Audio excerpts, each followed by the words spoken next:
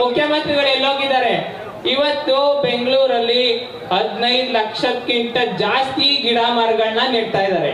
ಕೆಂಪೇಗೌಡರು ಹುಟ್ಟದಬ್ಬ, ಕೆಂಪೇಗೌಡರು ಕೆಂಪೇಗೌಡರು ಹುಟ್ಟಂತ ಮಾಗಡಿ ವಿಧಾನಸಭಾ ಕ್ಷೇತ್ರನೇ ಅಲ್ಲೋಲ ಕಲ್ಲೋಲ ಆಗ್ತಾ ಇದೆ ಅಂದ್ರೆ ಅವ್ರು ಜಯಂತಿ ಮಾಡಿ ಇವ್ರಿಗೇನ್ ಪ್ರಯೋಜನ?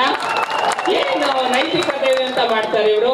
ನಾನು ಹೇಳೋದು ಇಷ್ಟೇ, ಮಾನ್ಯ ಕುಮಾರಸ್ವಾಮಿ ಅವರು ಅವ್ರು ಬರೋ ಗಂಟ ಕಾಯ್ತೀನಿ ಅಂದಿದ್ದಾರೆ. ನಾನು ಹೇಳೋದು ಇಷ್ಟೇ, ಅವ್ರಿಗೆ ವಿನಮ್ರವಾಗಿ ಕೇಳ್ಕೊಳ್ಳೋದು ಇಷ್ಟೇನೆ, ಅವಕಾಶ ಕೊಟ್ಟಿದ್ದೀವಿ, ಬಂದು ಕೂತ್ಕೊಂಡು ಎಲ್ಲಾರ ಜೊತೆ ಚರ್ಚೆ ಮಾಡ್ಲಿ, ಒಂದು ಅಂತಿಮ ತೀರ್ಮಾನಕ್ಕೆ ಬರ್ಲಿ ಅಂತ ಹೇಳ್ತೀವಿ. ಕೆಂಪೇಗೌಡರು ಹುಟ್ಟಂತ ಮಾಗಡಿಲಿರುವಂತ ಇದು ಮಾಗಡಿ ನಮ್ದು ಮಾಗಡಿ ವಿಧಾನಸಭಾ ಕ್ಷೇತ್ರನೇ ಬರೋದು.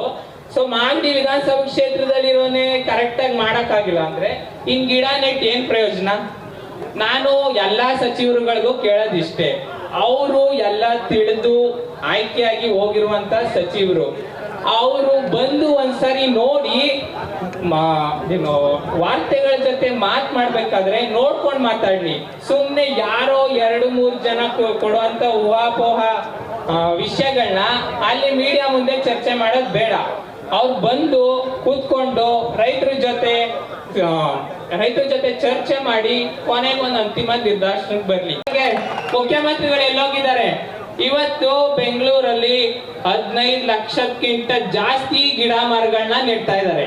ಕೆಂಪೇಗೌಡರು ಹುಟ್ಟದಬ್ಬ, ಕೆಂಪೇಗೌಡರು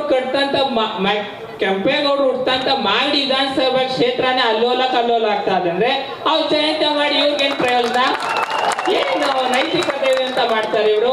ನಾನು ಹೇಳೋದು ಇಷ್ಟೇ, ಮಾನ್ಯ ಕುಮಾರಸ್ವಾಮಿ ಅವರು ಅವ್ರು ಬರೋ ಗಂಟ ಕಾಯ್ತೀನಿ ಅಂದಿದ್ದಾರೆ. ನಾನು ಹೇಳೋದು ಇಷ್ಟೇ, ಅವ್ರಿಗೆ ವಿನಮ್ರವಾಗಿ ಕೇಳ್ಕೊಳ್ಳೋದು ಇಷ್ಟೇನೆ, ಅವಕಾಶ ಕೊಟ್ಟಿದ್ದೀವಿ, ಬಂದು ಕೂತ್ಕೊಂಡು ಎಲ್ಲಾರ ಜೊತೆ ಚರ್ಚೆ ಮಾಡ್ಲಿ, ಒಂದು ಅಂತಿಮ ತೀರ್ಮಾನಕ್ಕೆ ಬರ್ಲಿ ಅಂತ ಹೇಳ್ತೀವಿ.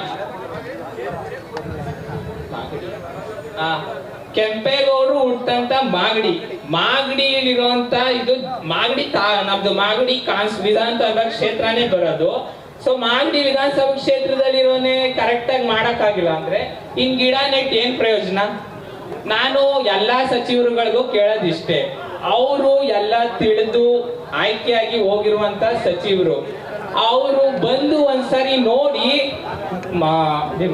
ವಾರ್ತೆಗಳ ಜೊತೆ ಮಾತಾಡ್ಬೇಕಾದ್ರೆ ನೋಡ್ಕೊಂಡು ಮಾತಾಡ್ಲಿ.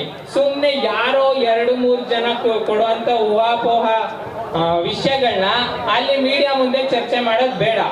ಅವ್ರು ಬಂದು ಕೂತ್ಕೊಂಡು ರೈತರ ಜೊತೆ ಚರ್ಚೆ ಮಾಡಿ ಕೊನೆಗೊಂದು ಅಂತಿಮ ನಿರ್ದೇಶನಕ್ಕೆ ಬರ್ಲಿ.